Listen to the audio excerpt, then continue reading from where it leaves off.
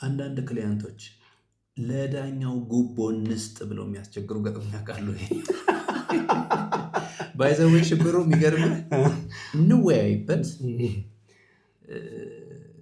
የሆነ የተሸፋፈነ ነገር ብዙ ጊዜ ተግባራዊ ሲደረግ ያለው አሁን በሚዲያ እንዲህ አይነት ነገር መወያየት እንዴ ምናምን ትንሽ ሰው እንትን ይላል።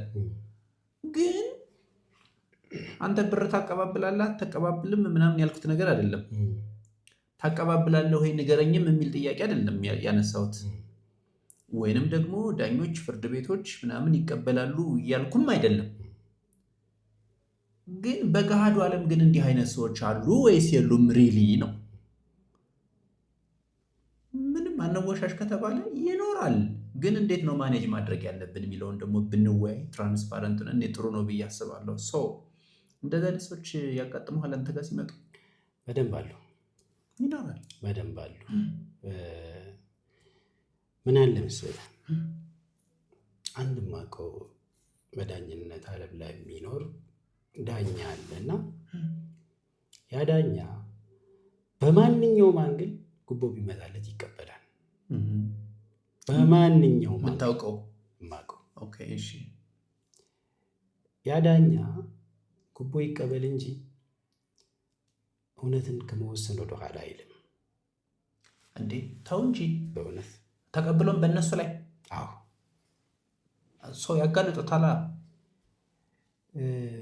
አጋልጡትም። ጉቦ መስጠትም ወንጀል አይደል? እሺ መቀበል ብቻ እኮ አይደለም፣ መስጠትም ወንጀል ነው። በእርግጥ በሙስና ወንጀል ያጋለጠ እንደ ወንጀለኛ እንደ ጥፋተኛ ላይታይ ይችላል። ዞሮ ዞሮ ግን ይቀበላል በሁለቱም ሳይድ። እሺ ምንድን ነው ይሄንን ለምታደርግበት ምክንያት አልኩት። አንድ ጊዜ አንደኛ አለ በዚህ በኩል አልቀበልም ካልክ ሲወሰንበት በዛ በኩል ተቀብሎ ነው ይልሃል አለ። አንዴ ፊሎሶፊሽ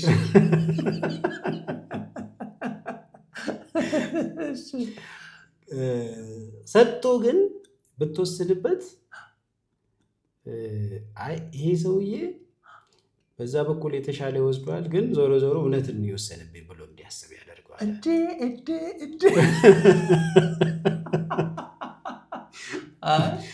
እሺ ብዙ ጊዜ ጉቦ ለመስጠት የሚታትሩ ሰዎች እውነት የሌላቸው ሰዎች ናቸው።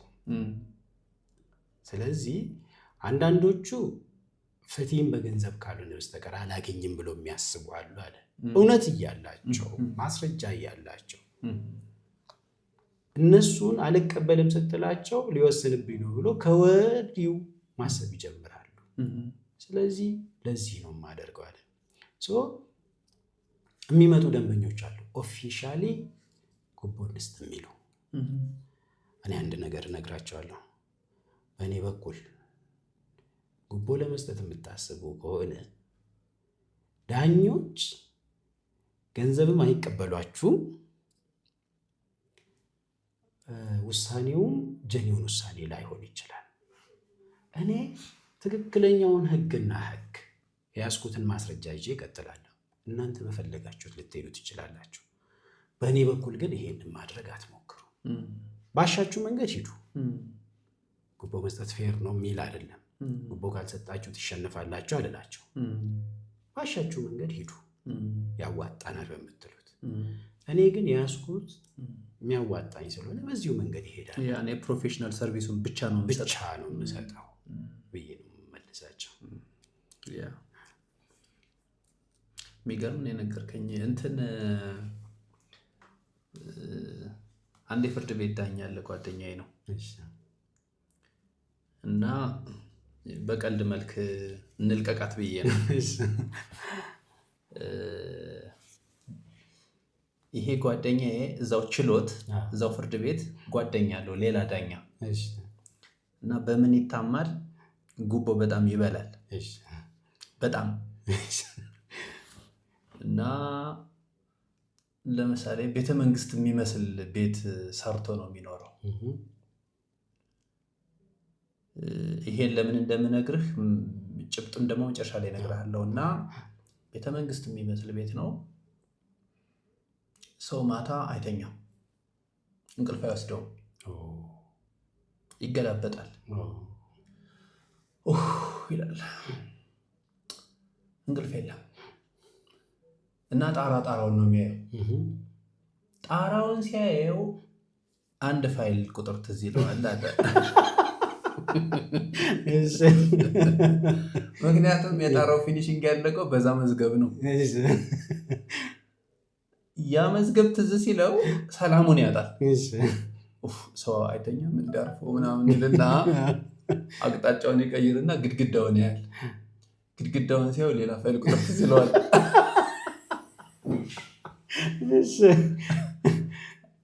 አቦ ሰው አይተኛም እንደ በቃ ምናምን።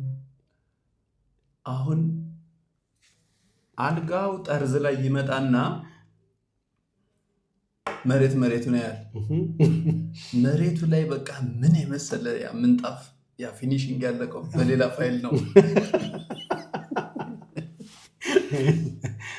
አሁንም ይጦዛል፣ በጣም እንትን ይላል። ምንም በቃ ማየት አልቻልኩም እኮ። እንደዛ መብራት አብርቶ እንደዛ ሲቁለጨለጨ ነበረ ሰው። መብራቱን የሚያጠፋና በሆዱ ወደ ደረቱ ለጥ ብሎ ይተኛል፣ ተንበልብሎ ወደ ፍራሹ ማለት ነው። ፍራሹ ላይ ልክ ሲተኛ ያ ስፕሪንግ ፍራሽ ደግሞ ስለሱ ደግሞ ሲያስብ ደግሞ ሌላ ፋይል ቁጥር ደግሞ ትዝ ይለዋል። ባይ ዘ ወይ አሪፍ መልእክት እያስተላለፍን ያለ ነው፣ ቀልድ አይደለም። ገንዘቡን ወስደህ ምንድን ነው የምታደርገው? ዳኛ ሁነህ ልትፈርድ ተቀምጠህ ለተወሰኑ ዓመታት ዳኛ ሁነህ ትሰራለህ እና የሆነ ስልጣን አለህ። አከራክረህ ስትወስን እንደዚህ ባለ አይነት መንገድ ልትታለል ትችላለህ፣ ገንዘብ ልትወስድ ትችላለህ፣ ጉቦ ልትቀበል ትችላለህ ዳኛ ሁነህ። ገንዘቡን ግን አልቲሜትሊ ምንድን ነው የምታደርገው? ወይ ትበላበታለህ ወይ ቁሳቁስ ነው የምትገዛበት። ዜን ከዛስ ሰው ጭብጦ ምንድን ነው መሰለህ? ለህሊና የሚስማማ ስራ የእውነት ልክ ብትሰራ በጣም የሚገርም ነገር ዳኛ ሁነህ ሰርተህ ወይም አቃቤ ሕግ ሁነህ ሰርተህ ኋላ በግልህ ስትወጣ ትካሳለህ። ሰዎች ይመጣሉ፣ አግኝተውን ያውቃሉ ብዙ ሰዎች። እኔ ባይ ዘ ወይ ፍርድ ቤት ነው የሰራሁት፣ አንተ ደግሞ አቃቤ ሕግ ሁነህ ነው የሰራኸው። ቀና ብለህ መሄድ ትችላለህ። ቀና ብለህ ምንም ሳትሸማቀቅ መሄድ ትችላለህ። እንዲሁ ይህችን መልእክት አብረን እናስተላልፍ ብዬ ነው። አንድ ጊዜ አዲስ አበባ ዩኒቨርሲቲ አንድ ስልጠና ያዘጋጅና አንድ የሳይኮሎጂስት ነበር ዶክተር ስልጠናውን የሰጠን። የአእምሯችን በስተጀርባ አለ የኮምፒውተር እንትን ላይ ኮምፒውተር ብሬን የምትባል ትንሽዬ ነገር አለች አለ። ኮምፒውተር ብሬን ስትበላሽ ዘሆል ኮምፒውተር ሲስተሙ አገልግሎት ያቆማል አለ። እኛ ደግሞ አእምሯችን ላይ የኮምፒውተር ብሬን የምትመስል አለች አለ። ልክ የማይገባ ተግባር ስንፈጽም የሆነ ሰዓት ላይ ስፔሻሊ ሌሊት ላይ አለ ትነካንና ታባንነናለች አለ። ከእንቅልፋችን ስለሱ ጉዳይ እንድናስብ ታደርገናለች። ዘመናችን በሙሉ በስጋት በፍርሃት እንድንኖር ያደርጋል ነገር አለ እና እውነት ነው። ዘሰኮልድ ህሊና ባይ ዘ ወይ ደስ የሚለው ነገር ምንድን ነው? አንድ ደስ የምትለኝ ነገር አለች። ህሊና እያንዳንዳችን ተሰጥቶናል። አንተ የራስህ ህሊና አለ። አክቹዋሊ ህሊና እንትን መደረግ አለበት በየጊዜው ሻርፕን መደረግ መሞረድ ምናምን አለበት። ምክንያቱም ህሊና የሆነ ይነግርህና አልሰማው ስትል መናገሩን ያቆማል። ኤቭሪ ታይም ሻርፕን መደረግ አለበት። በትክክል የሚሰራ ከሆነ ህሊና እኔ የሚገርመኝ ነገር ምንድነው መሰለህ? ህሊና ያንተ አይደለም፣ ለአንተ ያዳለም አንተው ጋር እየኖረ የሚገርም ነው አይደለም? ግን ያው ለማዳመጥ ፈቃደኛ ካልሆንክ ደግሞ ችግር ነው። ኦልራይት። አንዳንድ ዳኞች መዝገብን ካለመመርመር በአግባቡ በጊዜው ካለመመርመር ጋር ተያይዘው የተሳሳተ ብይን ሊሰጡ ይችላሉ። ወይም ጥራት የሌለው ወይንም ደግሞ ብይን በጊዜው አለመስጠት በራሱ እንደዚህ አይነት ነገር ያጋጥመሃል። ኤንድ እንዴት ነው ማኔጅ የምታደርገው? በቅርብ በደንብ ማስታወስ አንድ መዝገብ አለና የስራ ክርክር መዝገብ ነው። ዳኞቻችን በዲሲፕሊን ግድፈት ሲታሙ በፍርድ ቤት አድሚኒስትሬሽን ወደ ስራ ክርክር የማውረድ እንትኖች አሉ፣ ቴንደንሲዎች አሉና በተለይ ከፍትሐብሔር ችሎት ወደ ስራ ክርክር የሚወርዱ ዳኞች ወደ መስመር እስኪመለሱ ድረስ ያንን እንትን የመቀበል ፍላጎታቸው በጣም አናሳ ነው እና ለገምተኝነትን ታይባቸዋል። ስራ ክርክር ላይ ተመሳሳይ በዚህ ጉዳይ ያጋጠመኝ አንድ መዝገብ 2 የመጀመሪያ ደረጃ መቃወሚያ ያቀርባሉ። እኔ ከሳሽ፣ በሰራተኛው በኩል ከሳሽ ነኝ። የመጀመሪያ ደረጃ መቃወሚያ ብሎ ያቀረቡት አንደኛው የንብረት ከንብረት ጋር የሚገናኝ ክስ ስለሆነ ንብረቱ የስርቆት ንብረት ነው። ስለዚህ እሱም መዝገብ በወንጀል እየተጣራ ነው የሚገኘው። በፍትሐብሔር ስነስርዓት ሕግ ቁጥር 197 መሰረት ይታገድልን ይላሉ። የፍትሐብሔር ስነስርዓት ሕግ ቁጥር 197 በባህሪው መዝገብን የሚያቋርጥ አይደለም። ምናልባት ለዚህኛው ውሳኔ ያ ውሳኔ አስፈላጊ የሚሆን ከሆነ ወይ ደግሞ መቅደም ካለበት ብቻ ነው የሚጠበቅበት በዚህ። ስለዚህ ሙሉ በሙሉ መዝገቡን አያዘጋም፣ ግን ወይ ረጅም ቀጠሮ እየሰጠ ወይ ደግሞ አንጠልጥለህ እንድትቆይ እድል ሊሰጥህ ይችላል። ሁለተኛው የይርጋ ጥያቄ ያነሳሉ። የይርጋ ጥያቄ ላይ ደንበኛዬ ጥቅምት 14 ቀን ነው ከስራ የተባረረው። ጥቅምት 14 ከስራ ይሰናበትና ጥቅምት 19 የንብረት ክፍል ስለነበር ምንም ዲስክሎስ ሳያደርጉለት አንድ ኮሚቴ ላይ ከመስከረም 14 እስከ ጥቅምት 14 ታግዶ እንዲቆይ ኢንቨስቲጌት እናደርጋለን ተብሎ ታግዶ እንዲቆይ ይደረጋል።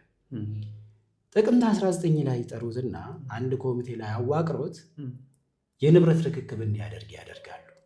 እስከ መቼ? ህዳር 27 ድረስ። እስከ ህዳር 27 ርክክብ አድርጎ ቆይቶ ርክክቡን ሲጨርስ ህዳር 27 ላይ ደብዳቤ ያስፈርሙ ይሰጡታል። አሁን ደንበኛ መሰናበቱን ያወቀው ህዳር 27 ቀን ነው። ደብዳቤው የተጻፈው መቼ ነው? ጥቅምት 14 ነው። ክሱ የሚቀርበው ሚያዝያ 15 ነው። አሁን 2 ነገር አለ። አንደኛ ወደ ስራ ለመመለስ ጥያቄ አላቀረበም ደንበኛ፣ ክፍያን ነው ክሌም ያደረገው። ክፍያን ክሌም ስታደርግ በአሰሪና ሰራተኛ አዋጅ በ6 ወር ጊዜ ውስጥ ትችላለህ። ስለዚህ ከጥቅምት 14 ጀምሮ የሚታሰብ ከሆነ የሚያበቃው ሚያዝያ 14 ላይ ነው። የኔ ሚያዝያ 15 ነው። አንድ ቀን ያውም 1 ወር ያ ክርክሩ እንዳለው ነው ማለት ነው። እሺ፣ አዎ። አንድ ቀኑ ደግሞ ሌላ ምክንያት አለው። ለምሳሌ በአሰሪና ሰራተኛ አዋጅ አንቀጽ 163 ላይ ሰፎር ይመስለኛል የይርጋ መጠናቀቂያ ጊዜው በስራ ቀን ላይ የሚሆን ከሆነ በስራ ላይ የማይሆን ከሆነ ይላል የሚታሰበው የመጨረሻው ቀን የሚቀጥለው የስራ ቀን ነው ይላል። ሚያዝያ 13 አርብ ነበር። ሚያዝያ 14 ቅዳሜ፣ ሚያዝያ 12 ነበር አርብ፣ 15 ነበር ሰኞ። ስለዚህ 13 እና 14 ቅዳሜና እሑድ ነው፣ የስራ ቀን አልነበረም። ይህንን ክርክር አንስተን ተከራከረን። አንደኛ የደረሰው ራሱ ህዳር 27 ስለሆነ መታሰብ ያለበት፣ እነሱም ኦፊሻሊ ህዳር 27 መድረሱን አረጋግጦ ነው ምላሽ ያመጡት። እሱን ታሳቢ አድርገን ተከራከረን። እንግዲህ አስብ፣ ሁለት የመቃወሚያ ምክንያቶች ብሎ ነው ያቀረቡት። አንደኛው መቃወሚያ እንኳን ባይሆንም ይሄ ዳኛ ብይን ለመስጠት 5 ቀጠሮችን ይሰጠናል። 5 ቀጠሮ። እሺ አሁን እድሜ ለቴክኖሎጂ በሲዲ እንወስድላቸው የለ ክስና መልሶቻችንን ሲዲ ኮፒ ፔስት ይደረጋል። የክርክራችን ይዘት እንግዲህ ምናልባት በመቅረጸ ድምፅ ስለሆነ የተወሰደው ከዛ ኮፒ ፔስት አድርጎ ሊሆን ይችላል። ኮፒ ፔስት ተደረገና ክርክራችንም የመጀመሪያ ደረጃ መቃወሚያው 2 መስመር ምን ይላል? ተከሳሽ ያነሳው የመጀመሪያ ደረጃ መቃወሚያ ተቀባይነት ስላገኘ መዝገቡ ተዘግቷል። ዘ ኦንሊ ቲንግ ይሄ ነው። የትኛው ነው ተቀባይነት ያገኘው? ይርጋው ነው? በ197 የጠየቁት ነው። ይርጋውስ ውድቅ ለማድረግ የእኛ ክርክር ውድቅ የተደረገበት ምክንያት ምንድን ነው? ምንም የተገለጸ ነገር የለውም። 2 መስመር ብቻ ጽፎ ተቀባይነት ስላገኘ መዝገቡ ተዘግቷል። ሪዝኒንግ የለውም። ውሳኔ ላይ ሪዝኒንግ አስፈላጊ አይደል? ምትጥልም ከሆነ ምትወስድም ከሆነ ምትወስድበት፣ ምትጥልበትም ከሆነ ምትጥልበትን 2 መስመር፣ እነዛ ኮፒ ፔስት ናቸው። 2 መስመር በቃች።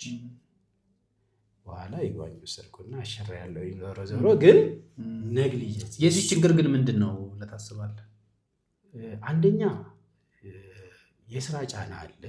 በእርግጥ ከስራ ጫናም ላይሆን ይችላል። ይሄ ዲስኮምፈርት ዞን ላይ መመደብ በራሱ 5 ቀጠሮዎችን ባይዘ 5 ቀጠሮዎችን አንዱ ቀጠሮ ምን ያክል ይሆናል በአማካኝ ርዝመቱ? 2 ሳምንት 15 ቀን 15 ሲባዛ በ5 75 2 ወር ተኩል። ኢቨን የዋና ክርክር ለራሱ በአሰሪና ሰራተኛ አዋጅ እኮ ዋና ክርክር ለራሱ ውሳኔ ሊያገኝ የሚገባው እኮ በ1 ወር ጊዜ ውስጥ ነው። ማክሲመም በ2 ወር ነው የሚለው። ስለዚህ የስራ ክርክር ሴንሲቲቭ በሆነበት 75 ቀናትን ለዚህ ፕሪሊሚናሪ ኦብጀክሽን ላይ ወይም የመጀመሪያ ደረጃ መቃወሚያ ላይ ብይን ለመስጠት መቅበር ለራሱ እጅግ እንዲህ አይነት የሰራተኛ ክርክሮች በነገራችን ላይ እኔ በጣም በቃ የሚያስጨንቁት ምንድን ነው መሰለህ? ሰራተኛው ስራ አጦ ነው ይህን ክርክር የሚያስኬድ እና ደግሞ ብዙ ጊዜ ምን ብለው ያስባሉ? እኔ አሁን አጋጥሞኝ በአቅም ድሮ ምንድነው የምመክራቸው ስራ ተሎ እንዲፈልጉና እንዲያገኙ ከዛ ይህን ሆሪዞንታሊ እንዲያስኬዱት ነው። እነሱ ግን የሆነ ተልተሎ አፋጥ ነው በሳምንታት በቀናት ውስጥ የሆነ ሳንቲም የሚያገኙ ይመስላቸዋል እና ያጣድፈዋል። ያጋጥመሃል አይደል? ይሄ በጣም ረፍት አይሰጡ፣ ያስጨንቃል፣ ረፍት አይሰጡ። ስለዚህ እኔ እንዳውም ምንድነው የማደርጋቸው እንዲህ አይነት ሁኔታዎች በሚያጋጥሙ ጊዜ በችሎት የሚቀርቡ ጠራቸዋለሁ። እንዲያዩት አትሊስት የአንተ ችግር አለመሆኑን ከተረዱ ቢያንስ ሌላ መፍትሄዎችን ይፈልጋሉ። አሁን አንተ እንዳነሳ ሆሪዞንታል የሚፈለጉ ስራዎችን ቶሎ ቶሎ እንትን ማለት አዝማሚያዎችን ይፈጥራሉ። ኦልራይት። አንዳንድ ክሊያንቶች ኮመንሊ የሚያጋጥም ነው። አንተን አጋጥመው የሚያውቅ ከሆነ በክርክር ያለውን ውጤት ካወቁት በኋላ ክፍያ ይሸመጥጣሉ። ክፍያ እምቢ ይላሉ የሚሉ አሉ። እና እኔ አጋጥሞኝ ያውቃል። ብዙ ጓደኞች የደርሶባቸው ያውቃል። ማረሚያ አስፈትተው የሚጠፋ አለ። አጋጥሞኝ ያውቃል። ውጤቱን ካወቀ በኋላ ክፍያ ዲና የሚያደርግ እኔ ያልተሰበሰቡ ክፍያዎች በመቶኛ አስቀምጥ ብትለኝ ከ75% በላይ እንዴ! ተው እንጂ የእውነት 3/4 አልተከፈለህም። አዎ ውሳኔ ካገኙ በኋላ የሚሰበሰቡ ፔይመንቶች ከ3/4 በላይ አልተከፈሉኝም። አትከሳቸውም? አልከሳቸውም። አሁን አልከሳቸውም ብለህ ስትናገር የሚሰሙ ከፊት ለፊት የሚመጡት ደንበኞችህ ይዘጋጃሉ ላለመክፈል። እንደሱ አይደለም። አሁን ላይ ምን ላል አንድ የማውቀው ጠበቃ የመጀመሪያ ጠላት ደንበኛ ነው ይላል። አስተሳሰቡ የግሉ። የኔ በተቃራኒው ነው። የመጀመሪያውም ክፍያ ከከፈሉኝ በኋላ ከኔ ጋር የሚፈጠረው ኢንቲሜሲ ቤተሰባዊነት ነው የሚሆነው። እኔ አፍራለሁኝ። ከዛ በኋላ ክፍያ ለመጠየቅ ይሸማቀቃለሁኝ። ኦልሬዲ ቤተሰባዊነት ተፈጥሯል። ልጆችን መጠያየቅ ትጀምራለህ። የሆነ ነገር መጠያየቅን ትጀምራለህ። ዓመት በዓላትን መደዋወል ትጀምራለህ። እና ቤተሰብን መልሰህ መክሰስ ከባድ ነው። እና ይሄ ያደ ጠበቃ ትክክል ነበር እንዴ እምልበት እንትን አለ። የመጀመሪያ ጠላት ደንበኛ ይላል። ስለዚህ ከደንበኛው ጋር የቤተሰባዊነት ኢንቲሜሲ መፍጠር ፈጽሞ አይታሰብም እሱ። ስለዚህ በሶሻል ዲስታንስ ነው። ሶሻል ዲስታንሱን አስፍቶ በደንብ ስራውን ይሰራል። ፔይመንት ላይ ግን ሪዘርቬሽን የለውም። በቀኑ የማይከፍሉት ከሆነ ኢቨን ክርክር ላይ ያለ ክስ ሊሄድ ይችላል። ክርክሩ ሳይጠናቀቅ ሳይቋጭ በፕሪንሲፕል ማለት የመርህ ሰው ነው። በቃ የተስማማውን መፈጸም አለበት። እና እኔ አሁን ከዚህ የሚቀጥሉ እንትኖችን ምናልባት ፔይመንቶች ምንድን ነው ይሄ የቤተሰባዊነት መፍጠሩ ምንም ችግር የለውም። ፔይመንት ላይ ግን አንዳንድ አሰሪዎች አንዳንድ ክሊየንቶች በዚሁ ብቻ የምትተዳደር አይመስላቸውም። ወይ ሌላ ተጨማሪ ገቢ ያለ ወይ በሌላ የምትተዳደር አይነት አድርጎ የሚያስቡ አሉ። ስለዚህ ስትሪክት ነው የምትሆነው። ከዚህ በፊት ያለፉትን አልከስም ማለት አፍተር ኦል አልጠነቀቅም ማለት አይደለም። ከዚህ በኋላ ያሉትን በእያንዳንዱ እንትን ጥንቃቄ እያደረጉ መሄድ። በዛው መጠን ግን በጣም ደስ ብሏቸው ደግሞ ከተደሰቱ በኋላ ሲከፈላቸው ተጨማሪ ክፍያዎችን የሚከፍሉም አሉ። በዛው መጠን ደስ ይላቸው። ባይዘወይ ሽብሩ ከዚህ የተሻለ አጋጣሚ ስለሌለ አንድ ጉዳይ ላይ ምስክርነት ልስጥልህ። ነግሬህ አላውቅም፣ እንተዋወቃለን። ያው በመጀመሪያ ደረጃ እንዲሁ ለመንደርደሪያ እንዲሆነኝ የሆነ ነገር ልናገር። አሁን ለማነሳው ኢሹ ጠበቆችን በሁለት አይነት መንገድ ልከፍላቸው እችላለሁኝ። አንደኛው አይነት ጠበቃ ክርክር ግራ ቀኝ ሆነህ ልክ ስትቆም ጸበኛው ያደርጋል። ማለት ልክ ጦር ሜዳ የተገናኘህ ነው የሚመስለው። ግራ ቀኙ ጦር ሜዳ የሆነ እና ያኮርፋል። ዴዋን በጣም አግሬሲቭ ይሆናል ስታናግረው። አንድ በቃ ጸብጸብ የሚለው ሰው በቃ እንዴት ነው የሚያናግርህ? እንደዛ አይነት ጠበቆች አሉ እና ሬር ናቸው፣ ግን አጋጥሞኝ ያውቃል። ሁለተኛ አይነት ደግሞ ጠበቆች ደግሞ አሉ። እነዚህ ደግሞ እነማን ናቸው? በተለይ ረጅም ጊዜ ያገለግሉ፣ ይሄ እንደው ኢኮኖሚካሊ ራሳቸውን ሳቲስፋይድ ያደረጉ ምናምን ነገር ብዙ ጊዜ ልክ የጥብቅና ስራ ግራ ቀኝ ሆነ ከነዚህ ሰዎች ጋር ስትቆም እንዴ ምን የመሰለ ፓርትነሩ ነው የምትመስለው። በጣም ፖላይትሊ ነው የሚያናግርህ። ለምሳሌ ቀጠሮ አሁን አንተ ችሎት እንኳን ባትቀርብ ለመቼ ተቀጠረ፣ ምን ተብሎ ተቀጠረ፣ ምን ተባለ ምናምን በዝርዝር ነው ብሪፍ የሚያደርግህ። ቴክስት ያደርግልሃል የፈለግከውን። ለምሳሌ ኮፒ እንደራረጋለን አይደለም? ኮፒ አድርገህ ከዛኛው ውሰድ ይላል ፍርድ ቤቱ። እንካ ኦሪጂናሉን ውሰድ እኔ ኮፒ አለኝ ምናምን ሁሉ ይላል። እንዲህ አይነት ሰዎች ቅን የሆኑ ሰዎች አሉ እና ከነዚህ ከሁለተኞቹ የምትመደቡ አንተ አንዱ ነህ። በአንድ ወቅት እኔ ካምፓኒ ፉል ታይም ስሰራ በነበረበት ጊዜ እኔ እናንተ ግራ ቀኙን ቁመን ነበረ።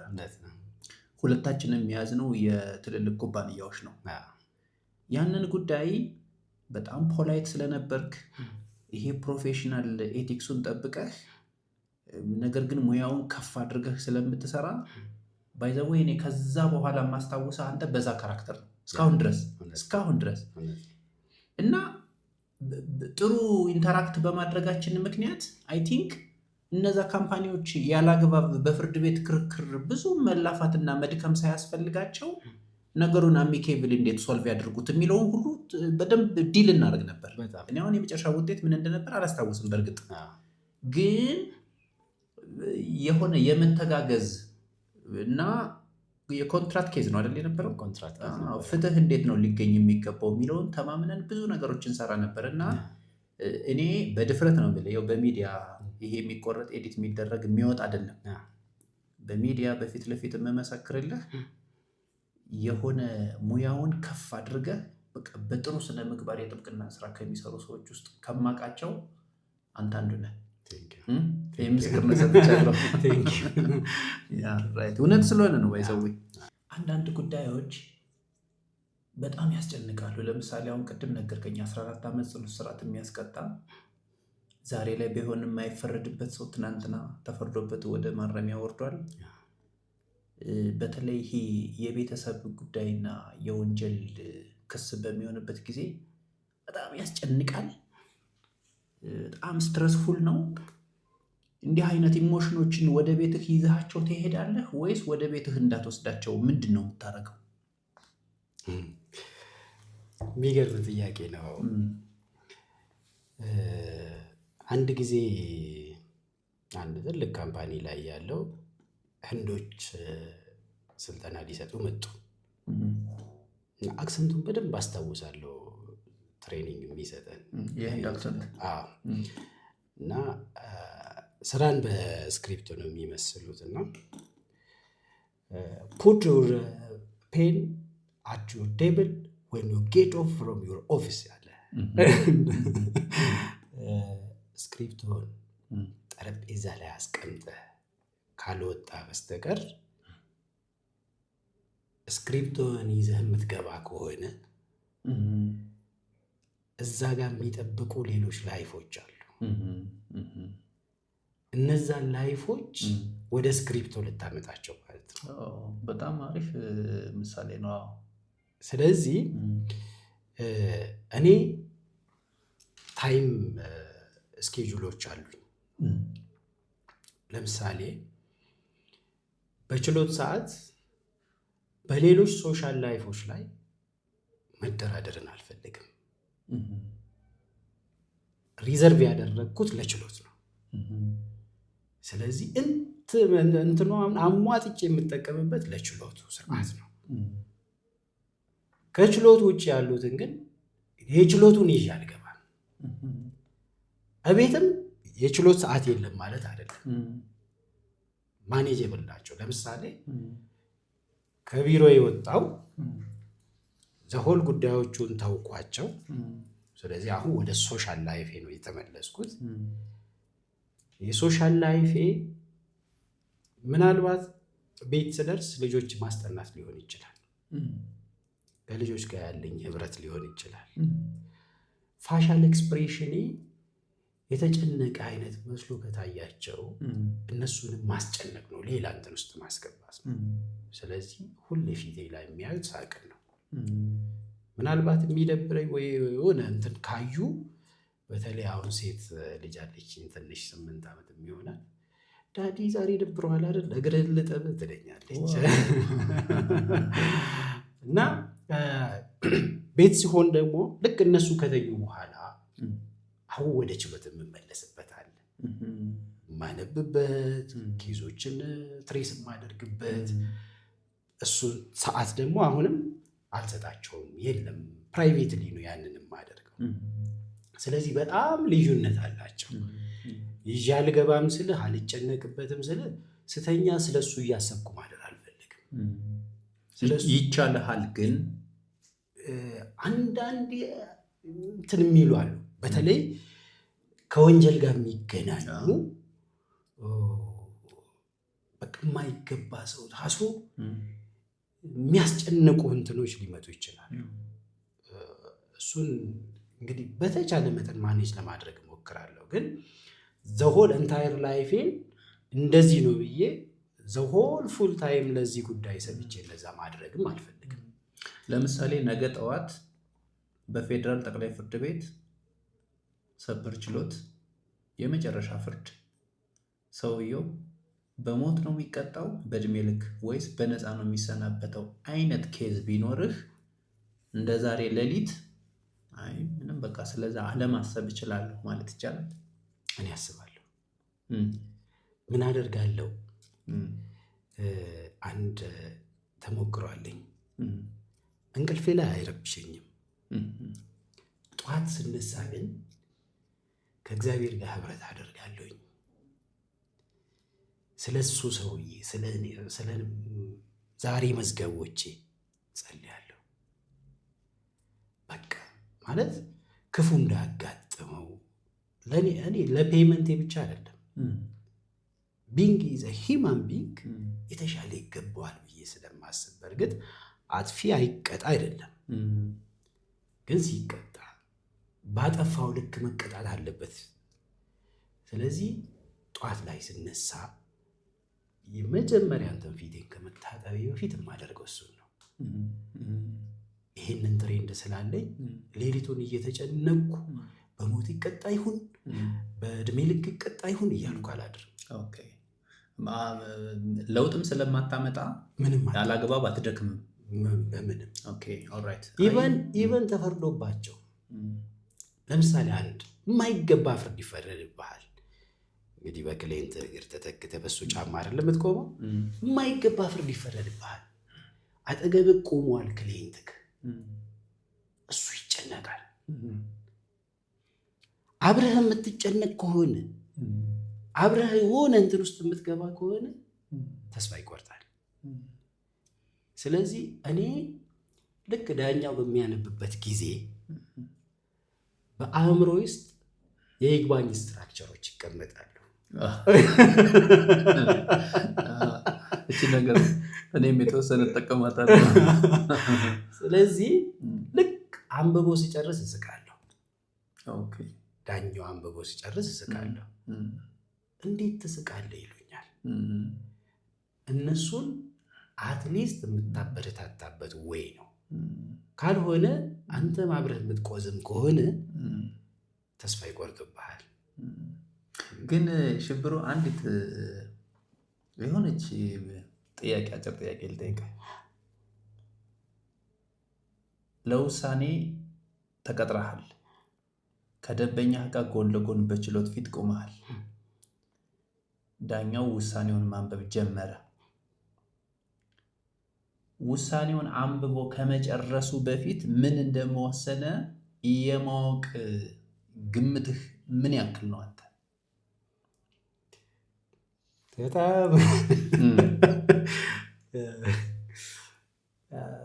አንድ ኬዝ ከፍተኛ ፍርድ ቤት የክልል ከፍተኛ ፍርድ ቤት ነው የሚነሳው እና የክልል ከፍተኛ ፍርድ ቤት ላይ ተነስቶ ጠቅላይ ፍርድ ቤት ሄዶ የክልል ሰበር ሄዶ ፌዴራል ሰበር ይሄዳል እና ልክ ከክልል ከፍተኛ ፍርድ ቤት ጀምሮ የሚገርም ፍትጊያ ነበረው መዝገቡ። እያሸነፍኩ ነበር የመጣሁት እስከ ሰበር ድረስ፣ እስከ ፌዴራል ሰበር ድረስ። የፌዴራል ሰበር ላይ ስንደርስ ዳኛው እያነበበ መሀል ላይ ስደርስ እንደሚወስንብኝ አወቅኩ። በሚገርም ሁኔታ ያን መዝገብ ላይ የከፈልኩትን ዋጋ ስለማቅ እግሬ መብረክረክ ጀመረ። ቆሜ ማለት ገና መሀል ላይ እያለ ደግነቱ ደንበኞች አጠገብ ያልነበሩ፣ ግን በጣም ሞራሌ የተነካበት ሰው እንደገመትከው ነው ወሰነብህ ማለት ነው። ሰው አንብቦ ከመጨረሱ በፊት ውሳኔውን መሀል ላይ ፕሬዲክት ታደርጋለህ፣ በደንብ ታውቀዋለህ፣ እንዴት እንደሚንደረደር አይተህ ማለት ነው። ሰሞኑን አንድ የጋበዝኩት ገስት ነበረ እኛ ፖድካስት ላይ እና ውሳኔ እየተነበበ ወንጀል ጉዳይ መሰለኝ እያነበበ እያለ ዳኛው እኔን ያው በጣም ዘን አድርጎኛል፣ ትንሽ ያስቃል። እና ደንበኝ በጣም ተጠጋኝና ወደ ጆሮ የመጡ አለ በረደኝ።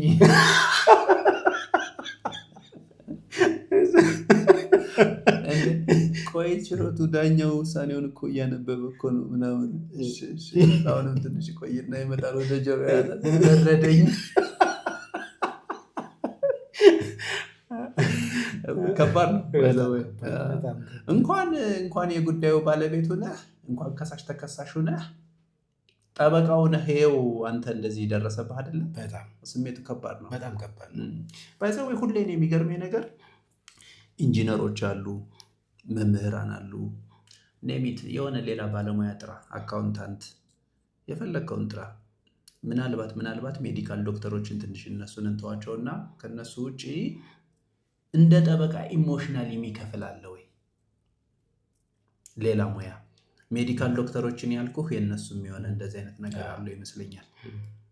ከነዚህ ከሁለቱ ሙያዎች ውጪ ሰውየው በግሉ ባለው ሶሻል በኮሚኒኬሽኑ ምናምን የሆነ የሚያጋጥመው ነገር ሊኖር ይችላል። ግን በስራው ምክንያት የግድ ኢሞሽናሊ በየቀኑ የሚከፍል ማን አለ? በጣም ከባድ ነው። ምሳሌ ላንሳልህና አንድ ሰውዬ ኬዝ ይሰጠኛል። አቶ ሽብሩ አለኝ። አቤት። እኔ እኮ አለ አንድ የግሌ ኬዝ አለ እንዴት እንደምታስጨንቀኝ እኔ ነኝ የማውቀው አለ። አንተ አንድ ራሱ ነህ 100 ሰው ጭንቅላት ይዘህ አስበሃል። 100 ኬዝ የምትይዝ ከሆነ 100 ሰው ጭንቅላት ይዘህ እንዴት ነው የቻልከው አለ። እውነቱን ነው። 100 ሰው 100 ኬዝ የምትይዝ ከሆነ 100 በርደን አንተ ላይ ነው ያለው። ስለዚህ 100ዎቹ በየፊናቸው ይጠይቁሃል፣ ለ100ዎቹ በየእንትኑ ትዘጋጃለህ። እና ከጠበቃ በላይ በተለይ ሴንሲቲቭ እንደመሆኑ አንደኛ በሰው ነፃነት ላይ፣ በሰው ገንዘብ ላይ፣ በሰው ሕይወት ጭምር ላይ የሚመጡ ጉዳዮች በመሆናቸው ማድረግ ካለበት ጥንቃቄ አንጻር በጣም ዋጋ የምትከፍልበት በጣም በየቀኑ እንትን የምታወጣበት ስለሆነ ከጠበቃ በላይ ኢቨን ሐኪሞች እኮ የሚሞት ከሆነ ቀድሞ ያውቃሉ። ቢኮዝ እጃቸው ላይ ነው ያለው። ሊያተርፉ የሚችሉም ከሆነ ምንድነው ይሄ የሆነ ጠብር ግፍ ብለው ሲረዱት የነበረ ሰው እጃቸው ላይ የሆነ ሲያመልጥ የሆነ የሚሰማ ስሜት ያለ ይመስለኛል በርቀት እና ያኛው ደግሞ is all about life ይሄኛው ኬዝ ሉዝ የማድረግ ጉዳይ ነው። አክቹአሊ ይሄኛውም መሞት አንዳንዴ ነገር አለው። በእድሜ ልክ የገባ እስር ቤት 10 ዓመት 20 ዓመት ጽኑ እስራት የተወሰነበት ሰው ተቀራራቢ ነው። ትንሽ እንትን የሚል ነገር አለ እና ከነዚህ ከሁለቱ ሙያዎች ውጪ ምናልባት የሌሎችን ሙያዎች እንዲሁ በርቀቱን ማቅለል እንዳይመስልብን እንጂ ኢሞሽናሊ በጣም ያስከፍላል። ብዙ ጓደኞቻችን ጠበቆች፣ የህግ ባለሙያዎች የሆነ ከእድሜያቸው በፊት አንዳንዶች ነጭ ያወጣሉ፣ አንዳንዶች ከውስጥ ይታመማሉ። እንደዚህ አይነት ነገር ያጋጥማል። ኦኬ ተሸንፈህ በፍርድ ቤት ተከራክረህ ኬዝ ይዘህ ረጅም ጊዜ ተከራክረህ ከደንበኛ ገንዘብ ተቀብለህ መጨረሻ ውሳኔ ተሰጥቶ ተሸንፈህ ይህንን ለደንበኛ መናገር ይከብዳል። በጣም ቅድም ያነሳውልህ ምሳሌ እግሬ ተብረከረከ የሰበሩ አጋጣሚ ሆኖ ጠቅላይ ፍርድ ቤት ላይ የክልል ጠቅላይ ፍርድ ቤት ላይ ይግባኝ ጠያቂዎች እነሱ ነበሩ። ቤንቹ ላይ የእነሱ ጠበቃ እንደሚያውቀው ሰው አለ። መዝገቡ ደግሞ በቀጥታ የደረሰው ያንን ሰው ነው። በኋላ በብዙ ነገር ይታማል ያ ዳኛ። መሀል ዳኛና የቀኝ ዳኛ የነበሩት ዳኞች ደግሞ በጣም ጀኒውን የሚገርሙ ንክኪ የሌላቸው ዳኞች ነበሩ። አንዳንዴ ገና ከጅምሩ የአንዳንድ ዳኞች ፊት የሚያስፈራ እንደሚወስኑብህ የሚታወቅ እንትን አይነት አለው እና ያንን በጣም ሴንስ አደርጋለሁ። ልክ አጋጣሚ ሆኖ አሁን ላይ በጠቅላይ ፍርድ ቤት የተጀመሩ የመልስ በጽሁፍ የማድረግ እንትኖች አልነበሩም። በዛ ሰዓት በቃለው ክርክር የምታደርገው ይግባኝ ላይ ትጠራለህ፣ በቃል ይግባኝ ታሰማለህ። ስለዚህ በይግባኝ ማሰማቱ ላይ አሁንም የድምፅ መቅረጸ ድምፅ የለም እና ዳኛው በሚመዘግበው ልክ ነው። የምታስረዳው። አንተ ያስረዳኸውን ዳኛው ሳይመዘግብ አልፎ ከሆነ አለፈ፣ በቃ ሉዝ አድርገሃል እና ይህንን መዝገብ ሊበላሽብኝ ነው። ሰው ምንድነው ማድረግ ያለብኝ ብዬ ከራሴ ጋር ትግል ጀመርኩ። አንድ ማቀው ጎበዝ ያ አቃቢ ጋለ ለዳኛው የሚቀርበው ነው። ይህንን መዝገብ እከሌ የሆነ ነገር ሰምቻለሁ፣ ጥሩ ላይሆን ይችላል፣ አትሊስት እስቲ ይከታተልልኝ፣ ንገርልኝ አልኩት። ምንም ሌላ ነገር የለውም። በሚገርም ሁኔታ ውሳኔውን ሰርቶ መጣ። ውሳኔውን ሰርቶ ሲመጣ ይግባኝ ባዮች ወስኗል። የነሱ በሀሳብ ተለዩ። የነሱ ተለዩ ማለት አሁን 2-1 ብልጫ ሆነ አይደል? ለእኔ ተወሰነልኝ። ሁለቱ የሚገርም ማብራሪያ ሰጡና ውሳኔውን ወስነውልኝ እሱ የልዩነት ሀሳቡን አስፍሮ በድምፅ ብልጫ ተወሰነ። ይሄ ውሳኔ ነው ሰበር ላይ ውሳኔው የፈረሰው። ከታች ጀምሮ እንግዲህ በጣም በትግል ነበር የመጣው መዝገቡና ልክ ውሳኔ ከመድረሱ በፊት አሁንም የሚታወቅ የሚያሳይ እንትን አለ። ሰበር ላይ እከሌ ማለት ከባድ ነው፣ ዛሬ ድረስ እንትን አለ። ያ ሰው የኔን መዝገብ እሱ እጅ ነው ያለው። የማይሰራ መዝገቡ ያልተሰራለታ ከማንም በፊት ችሎቱ በተሰየመበት ሰዓት ምስተናገረው እኔ ነኝ። ከማንም በፊት ከእጁ ተለይቶ አያውቅም። ከዛ ዳኛ እጅ ተለይቶ አያውቅም። የመጨረሻ ፍርድ ያገኘ ቀን ደግሞ ሁሉ ባለ ጉዳይ ተስተናግዶ ችሎቱ ውስጥ ማንም ሰው በሌለበት አልቆ እኔና ቤንቹ ብቻ ተቀምጠን ተነበበልኝ ውሳኔው። ይህንን ውሳኔ መንገር ምክንያቱም በጣም ሰፈር አድርገናል። በጣም የሰዎቹ ከጉዳዩ ላይ የሚጠብቁት ውሳኔ እኔ ከአእምሮዬ በላይ ረብሾኛል። ከዛ በፊት የተሰሙ ወሬዎች አሉ። ይሄ እንዲህ ተደርጓል፣ ሩመር ይኖራል፣ ሩመሮች አሉ። ስለዚህ እነሱ በእርግጠኝነት ይህ ተደርጓል የሚለውን እንትን ገብቷል። እኔ ሰበር ላይ በጣም ኮንፊደንስ ነበረኝ። በፍጹም እንደዚህ አይነት ነገር የሚነቃቃ ሰው የለም ተው እያልኳቸው አበረታታቸው ነበር። እንዲህ ሲደርስብኝ በቃ ይከብዳል። በጣም ከብዶኛል። ለነገርም ከብዶኛል። በችሎት ገጠመኝ ብንሸጋገር ምን ይመስላል? ችግር የለም። እሺ የችሎት ገጠመኝ እስኪ ካለ።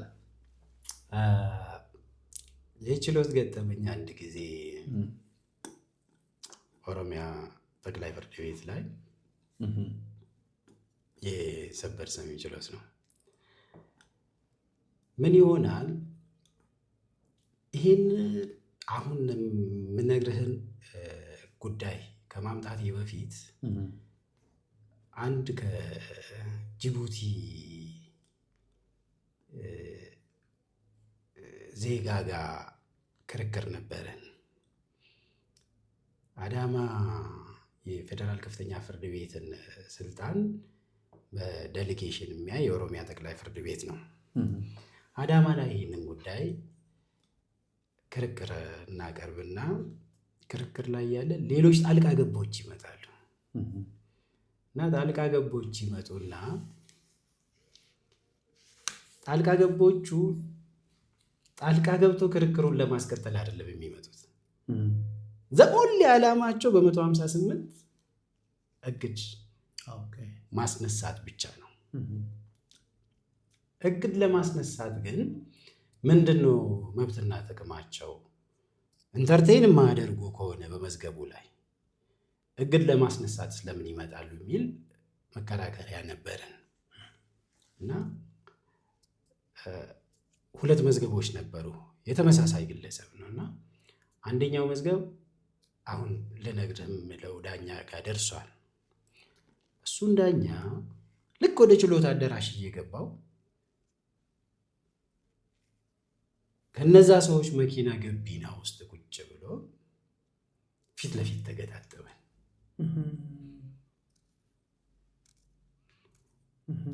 ምንም አላለም። ወደ ችሎትም አልተመለሰም፣ እየወጣ ስለነበር ሄደ። እሱ ዳኛ ነው የኔን አንድ መዝገብ የሚይዘው እዚህኛው ሰበር ላይ ኦሮሚያ ጠቅላይ። ከዛ ተነስቶ ሰበር ገብቷል። የእሱ መዝገብ ሳይሆን የሌላ መዝገብ የይዞታ ክርክር መዝገብ ነበር የሚይዘው እና መዝገቡን ያኔ አሁን በቪዲዮ ኮንፈረንስ ነው ኦሮሚያ ጠቅላይ ፍርድ ቤት ሰበር ሰሚ ችሎት በአካል አቴንድ ማድረግ አይቻልም አሁን ላይ። በፊት በአካል እንሄድ ነበር እና ስንሄድ ዳኞች ግራ ቀኝ ዳኞች አሉ። እሱ ተቀምጠዋል። መሀል ዳኛ አይመስለኝም፣ ግን አቀማመጣቸው ነው። አጋጣሚ ሆኖ እንዲህ ተበትኖ ነው በየቢሮ የሚያስተናግዱት እና የኔን መዝገብ ሊሰራ ቁጭ ብለዋል። ጠራኝ። ስገባ እሱ ነው።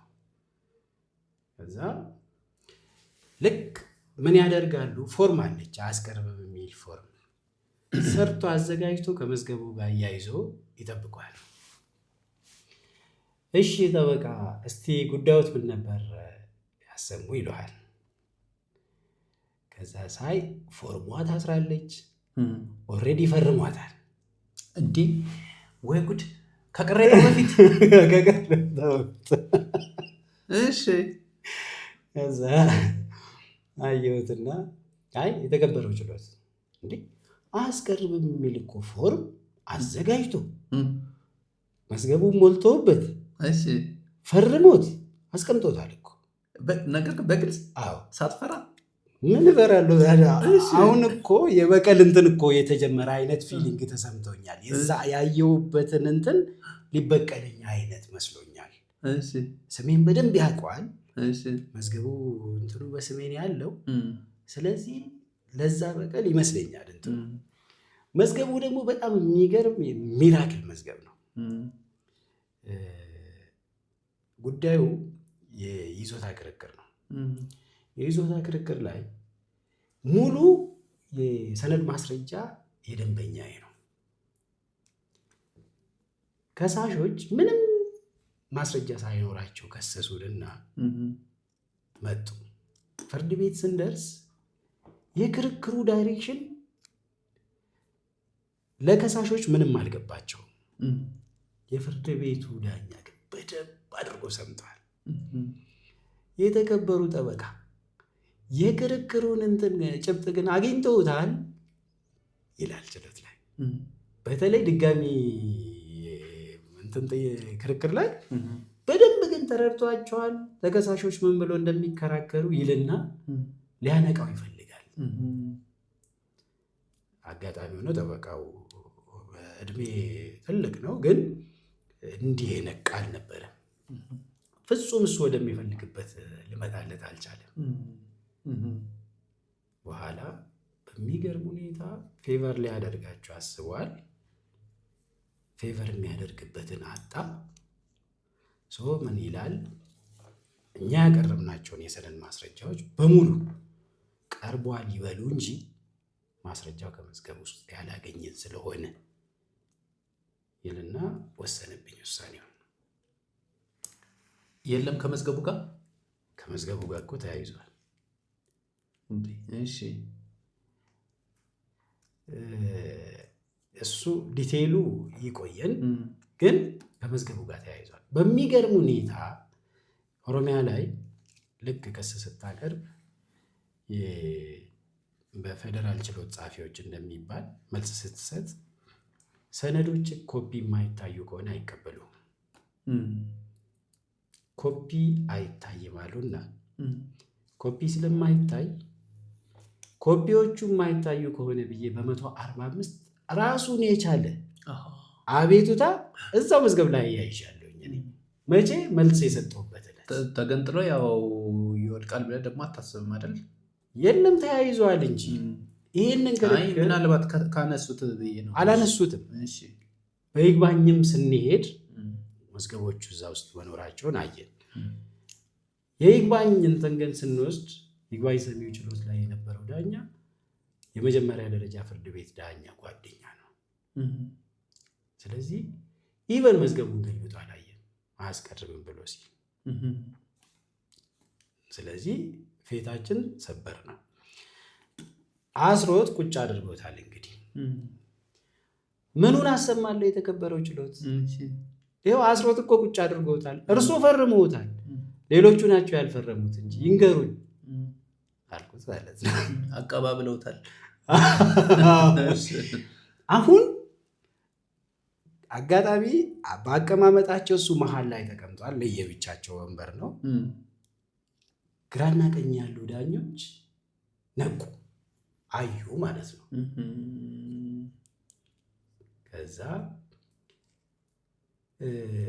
እስቲ ቆዩ ጠበቃ ደጅ ይወጣል። ሌላው ዳኛ ወጣው። ቆይተው ጠሩኝ። እያየው ገንጥሎ ተጣለ። ይቀጥሉ አሁን አለ። እሺ ሰው ቅሬታን ታሰማለህ?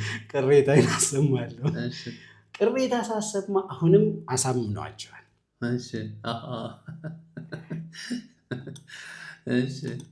አጋጣሚ አዳማ ላይ ኖረዋል። የእኔ ደንበኛ ማስረጃዎቹ የሰነድ ማስረጃዎቹ የካርታ እንትን የተከፈለ ደረሰኝ አለና ባክሎግ የተመዘገቡ ተብሎ በአዳማ የሚታወቁ ይዞታዎች አሉ። ባክሎግ የተመዘገቡ ተብሎ ህጋዊ ናቸው። ባክሎግ ላይ ተመዝግበዋል። ግን የካርታ ሂደት ባለመጠናቀቁ ምክንያት የካርታውን ክፍያ ተፈጽሞ ባክሎግ ተመዝግቦ የሚገኙ ተብሎ ይታወቃሉ። በየፍርድ ቤቶቹ ባክሎግ የተመዘገበላቸው ሰዎች ከክፍለ ከተማ ሲጠየቅ ባክሎግ ተመዝግቦ የካርታ ዝግጅት ላይ ስለሆነ የእነሱ ነው ተብሎ ሪፖርት ይሰጣል፣ ይታወቃል። እና እኔ እኮ እነዚህን ጨረቃ ቤቶች አውቃቸዋለሁ ይላል። አዳማ ነበርኩ አይደል ይልና ይጀምራል ይሄዳኛ። እርሶ የሚያውቁት አይደለም፣ እርሶ የሚያውቁትን አይደለም እየተከራከርኩ ያለሁት። እርሶ የሚያውቁት ባክሎግ ላይ ያልተመዘገቡ የጨረቃ ቤቶችን ነው። ባክሎግ ላይ የተመዘገቡ መዝገቦች ግን አንደኛ ክፍለ ከተማው ቢጠየቅ የነሱ ነው ብሎ ማስረጃ የሚሰጥበት፣ ሁለተኛ ለካርታ አገልግሎት ክፍያ የተከፈለበት ደረሰኝ አለበት። እርሶ ግን ደረሰኝ የሌለበትን ነው የሚያወሩት አልኩት። አሁንም አያስቀርብም ለማለት አሳምኗቸዋል። ቆዩና አሁንም ውጣ አሉ። ወጣው ተወያዩ፣ ተመለሳሉ። ተመለሱ። አሁን ደግሞ በምን አግኝቷቸዋል? የማስረጃ መመዘን እንትን የሰበር ስልጣን አይደለም በሚል እንትን ብሏቸዋል። ከዛ አሁን ከማስረጃ አንጻር አነሱ። እኔ ማስረጃ ይመዝንልኝ አላልኩም፣ ፍርድ ቤቱ አላልኩም። የስር ፍርድ ቤት ማስረጃ እያይዥ የሚገኘው በ234 ያያዝኩትን ማስረጃ አላያያዘም ብሏል። በ145 እንዲመጣልኝ ያው ማስረጃ እንዲመጣልኝ የጠየቅኩትን ደግሞ አላያያዘም ካለ ማስመጣት ሲገባው ሳያስመጣ አለፈ። የኔ ህግ ስህተት የምለው ምዘናውን አይደለም።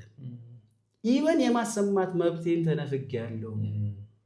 ህገ መንግስታዊ ጥሰቶችን ደግሞ ሰበር ማየት ይችላል ተብሎ ክሊርሊ ተቀምጧል። ይሄ ነው አልኩት። ውጣ። አሁንም ሶስተኛ በጣም ይገርማል። ወጣው። አራተኛ ላይ እስቲ እንደ ነገሩ ሁኔታ ያስቀርባል ብለናል። መንጫካ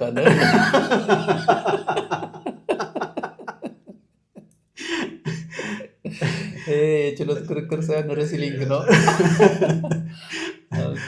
በኋላ ወደ 5 ዳኞች ተላለፈ። ውሳኔው ተሽሮ ማስረጃ ሳይታይ ተብሎ የተያያዙ ማስረጃዎች የለም ተብሎ መወሰኑ አግባብ አይደለም በደንብ ተችቶ ውሳኔው ሽሮ ለኔ ወስነውልኝ መለሱ። ኢቨን ማስረጃ መዝነው ማለት ነው። ኦኬ ይገርማል። ይሄም ትረሳው አይደለም። ኦልራይት እስኪ አሁን ደግሞ ስለ ሌጋል ቴክ እናውራ። ሌጋል ቴክን ባይ ዘ ወይ ዛሬ ላይ ስንት ደርሷል መሰለ? 17300 ሰው ሬጂስተር አድርጓል።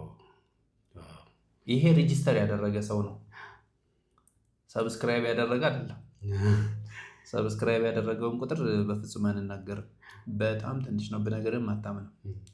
በጣም ትንሽ ነው። ግን ከነዛ ከጥቂት ሰዎች ሰብስክራይብ አድርገው ከሚጠቀሙ ሰዎች ውስጥ አንተ አንዱ ነህ። ሌጋል ቴክን በመጀመሪያ ለምን ያክል ጊዜ ተጠቀምክበት? እስከዛሬ ድረስ ስንት ጊዜ ሆናል በግምት? በጣም በሚገርም ሁኔታ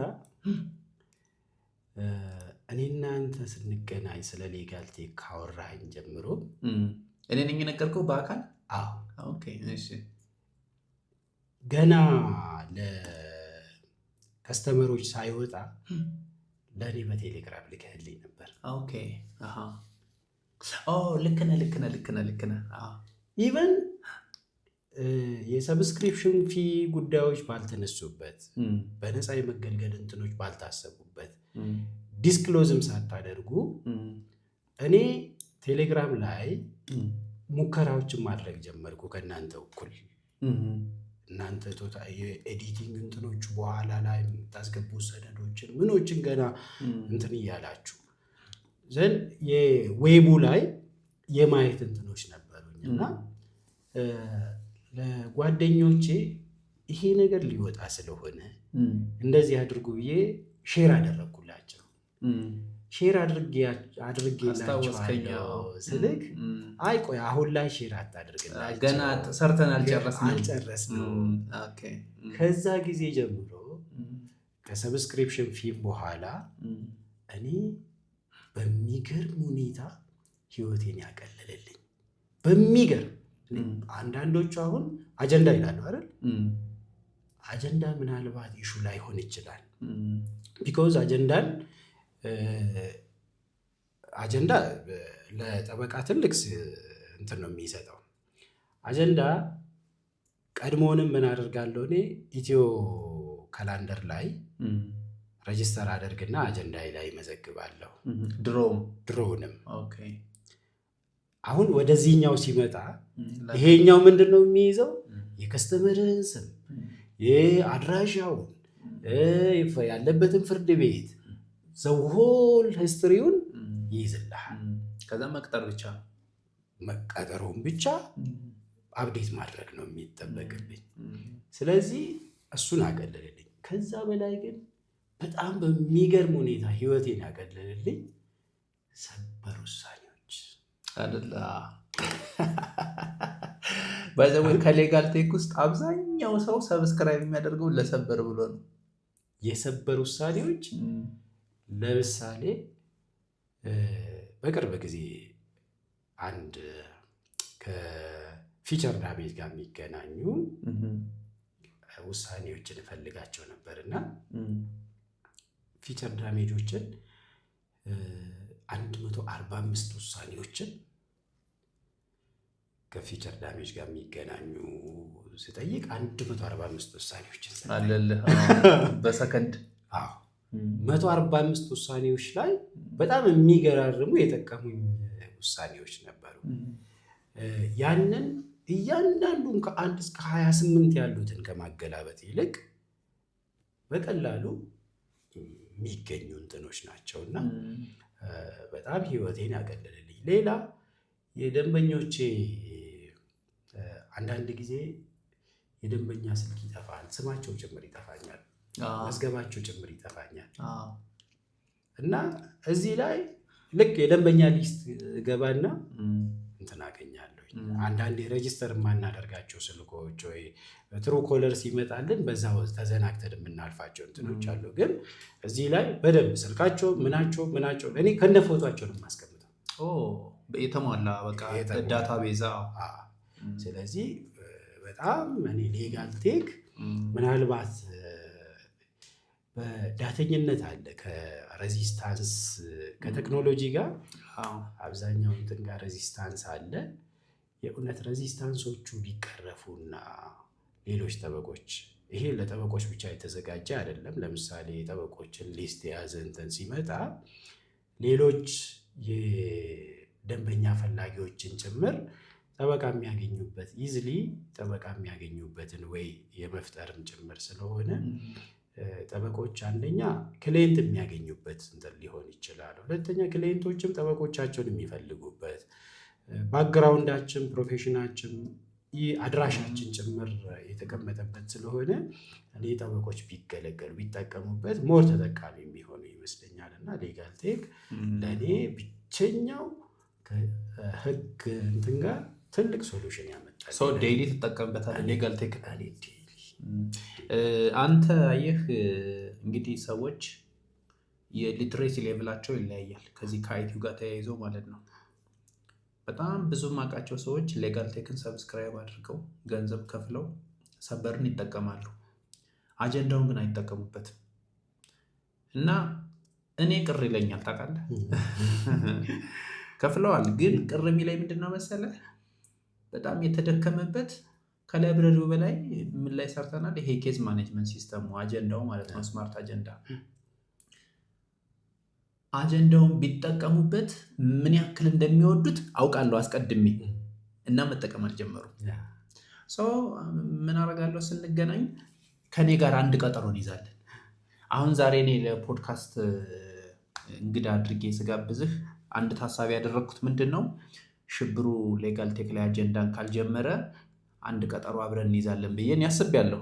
እና ቅድም ኦፍ ካሜራ ጠይቄያለሁ እንዴ እኔ እኮ እጠቀማለሁ አጀንዳ ምናምን አልከኝ። ምንም ነገር አላልኩም። እና አጀንዳ በየአመቱ በጣም ከፍተኛ ድካም ነው ያለው። አሁን ግንቦት ምናምን ልክ ሲመጣ አጀንዳ ፍለጋ በቃ አሁን ካለህ አጀንዳ ጀርባ ላይ ወይ ደግሞ ወረቀት ላይ ምናምን ነው የሚጻፈው። አሁን ለ2020 መቅጠር ትችላለህ ችሎት ቀጠሮ ከሰጠህ ችግር የለም። ከዛ ውጭ ቅድም እንዳልከው ደንበኞችን አሁን በደንብ አድርገህ ሊስታቸውን የምትመዘግብ ከሆነ እዛው ላይ መደወል ትችላለህ ለደንበኛ እኮ በሌጋል ቴክ በኩል ገብተህ እንደዛ ማድረግ ትችላለህ። እኔ ሜሴጅ እጽፍላቸዋለሁ አይደል? በዛ መደወል ትችላለህ፣ ሜሴጅ ማድረግ ትችላለህ በዛ ገብተህ። እንዲያው ስለሚያሸማቅቀን ስለማንናገረው ነው እንጂ ብዙ ጊዜ እኔ ጠበቃ ሆኜ የአቤቱታ ቀን ኦር የሆነ ቀን ላይ የመዝገብ ቁጥር ባለመያዜ ምክንያት ተመልሼ አውቃለሁ።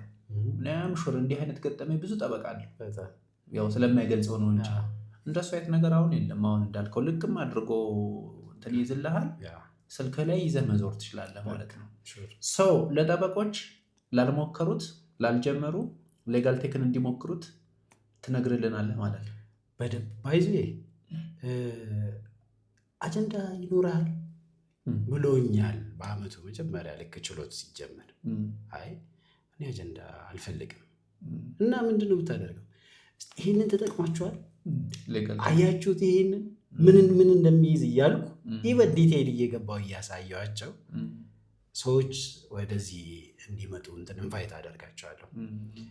ሰብስክራይብ ያድርጉ አያድርጉ አላቅም። በትንሹ በዚህ ዓመት 20 ጠበቆችን ኢንቫይት አድርጌያለሁ በትንሹ። እና አሁንም የተቀሩት ጠበቆች በእርግጥ የታተመ አጀንዳ ፍለጋ ከምንዞር ቨርቹዋል አጀንዳ ዘመኑን ከደረሰበት ቴክኖሎጂ አኳያ ቨርቹዋል አጀንዳ በጣም አስፈላጊ ስለሆነ ጎን ለጎን ቢጠቀሙት እመክራለሁ። ደግሞ ወደ ዲጂታይዜሽን አንዳንዶቻችን ፈልገን ቀሪዎቻችን ደግሞ ተገደን እየገባን እኮ ነው። በጣም ምን አማራጭ አለ? ምንም የግዴታ ነው። ያ ሽብሩ እንግዳዬ ሆነህ ስጠራህ በአንድ ኮል ተገኝተህ እንደዚህ አይነት ውይይት ስላደረግን እኔ በጣም ደስ ብሎኛል። አሪፍ ቆይታ ነበር ያደረግነው። አንተ እንዴት አየኸው? በጣም የሚገርም ደስ ብሎኛል። የእውነት የዘነጋኋቸውን በጣም የቆዩ አስተማሪ የሆኑ እንትኖችን ውይይት አድርገናል። ስለጋበዛችሁኝ በጣም አመሰግናለሁ። በርቱ።